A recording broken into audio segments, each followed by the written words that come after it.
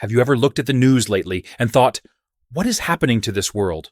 Wars, earthquakes, disasters, confusion, fear, and a deep sense that something isn't right. Many Christians around the world are asking the same question. Are we living in the last days? And even more importantly, is Jesus coming back soon? The Bible doesn't leave us guessing. Jesus himself gave us clear signs to watch for. In Matthew 24, when his disciples asked, "What will be the sign of your coming and of the end of the age?" Jesus gave specific warnings and indicators. Today, we're going to walk through 6 key biblical signs that point to the return of Jesus Christ, explained simply, clearly, and biblically. This isn't meant to scare you. It's meant to wake us up, strengthen our faith, and prepare our hearts. Let's dive in. Sign number 1, increase in disasters, wars, and famines. Jesus said in Matthew 24, verse 6-8, "You will hear of wars and rumors of wars. Nation will rise against nation, and kingdom against kingdom. There will be famines and earthquakes in various places. All these are the beginning of birth pains." Notice what Jesus said, birth pains. Birth pains increase in frequency and intensity as delivery gets closer. And that's exactly what we're seeing. Wars are breaking out across regions. Tensions between nations are escalating.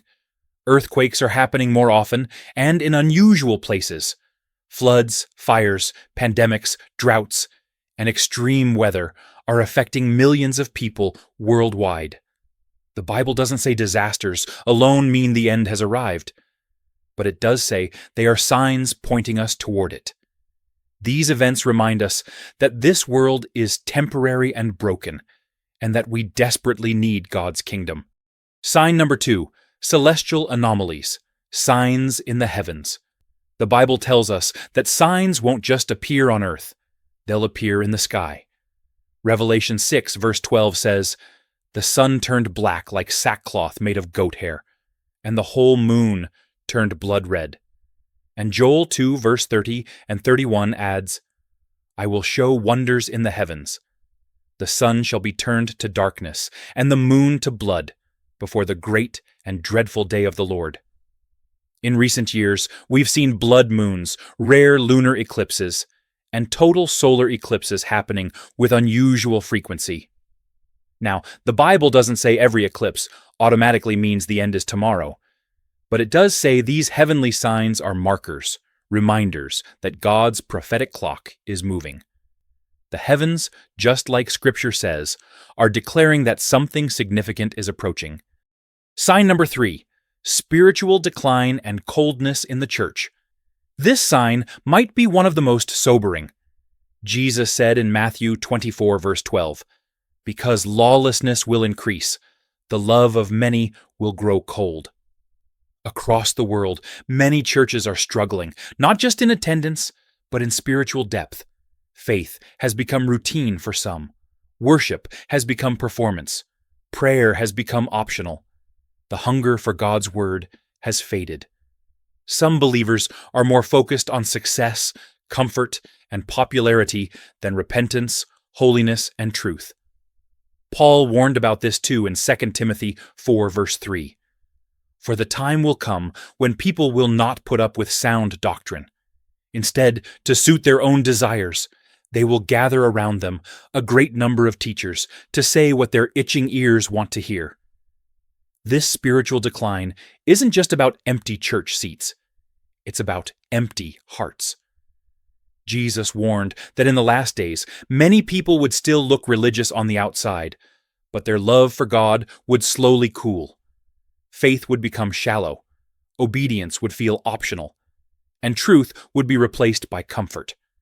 This doesn't mean every church is lost. There are still faithful believers and spirit-filled communities. But overall, the Bible tells us that spiritual lukewarmness would be a sign of the end times. That's why this sign is personal. It forces each of us to ask, is my love for God growing or growing cold? Sign number 4, the appearance of false Christs. Jesus gave a very strong warning about this one. In Matthew 24, verse 4 and 5, he said, "Watch out that no one deceives you. For many will come in my name, claiming, "I am the Messiah," and will deceive many. Later in Matthew 24, verse 24, he added, "For false messiahs and false prophets will appear and perform great signs and wonders, to deceive, if possible, even the elect." The Bible clearly tells us that as Jesus' return gets closer, deception will increase. False Christs don't always look dangerous at first. Some sound spiritual. Some quote Scripture. Some claim special revelations or divine authority. But they do not speak God's truth, nor do they lead people into repentance and obedience to Christ. This is why discernment is crucial in the last days. Jesus didn't say, "Be impressed by signs." He said, "Watch out." Knowing the Word of God is the only way to recognize what is true and what is false.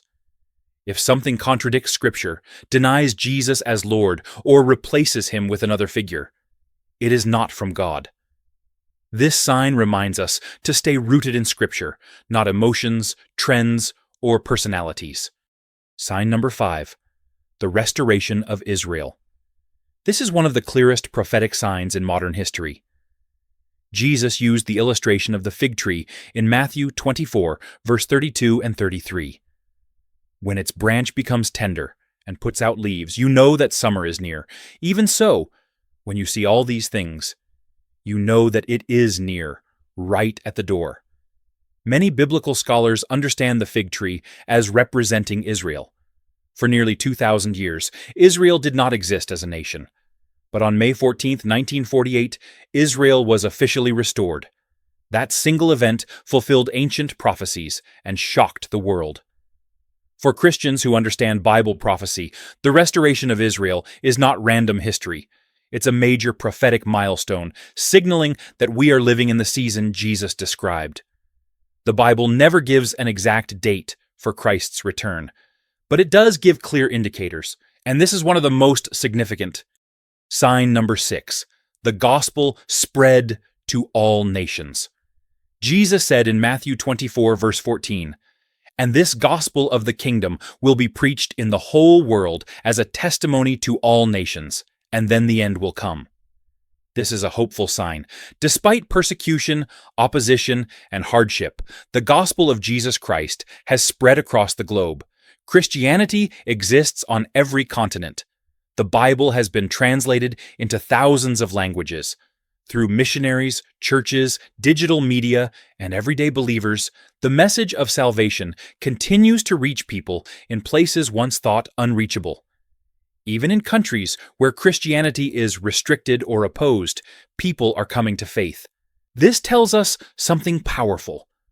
God is giving the world every opportunity to hear the truth before the end. The spread of the gospel is not just a sign, it's an invitation.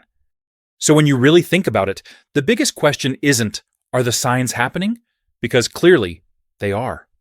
The real question is this: what are we going to do with the time we still have? Jesus never told us to obsess over dates or timelines. Instead, he gave us a clear instruction in Matthew 24, verse 44. "Therefore, you also be ready, for the Son of Man is coming at an hour you do not expect." We don't know the exact day or hour. Jesus said that plainly in Matthew 24, verse 36. But the signs mean we don't have an excuse to be unprepared. God has warned us ahead of time because he loves us and wants us ready. In the very last chapter of the Bible, Jesus repeats something powerful 3 times. He says, "Behold, I am coming quickly." Revelation 22, verse 7, 12, 20. That repetition matters.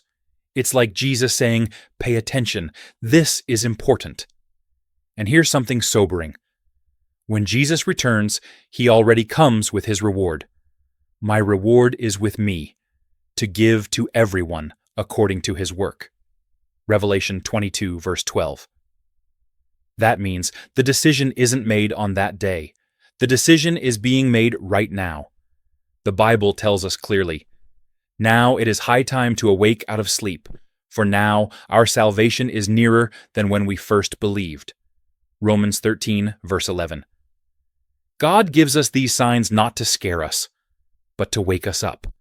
to give us a fair and honest choice, to give us time to turn back to Him, to examine our hearts, and to truly prepare. So ask yourself honestly, am I ready to meet Jesus? Have I allowed Him to change my heart? If He came tomorrow, would I be excited or afraid? If any of those questions make you pause, that's okay. That's where prayer begins. Make this your prayer today. Search me, O God, and know my heart, and lead me in the way everlasting.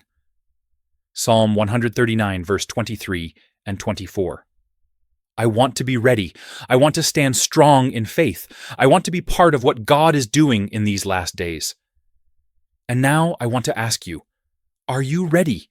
Like the wise virgins with oil in their lamps. If Jesus came today, would your lamp still be burning? Let's stay awake. Let's stay faithful. And let's be ready together.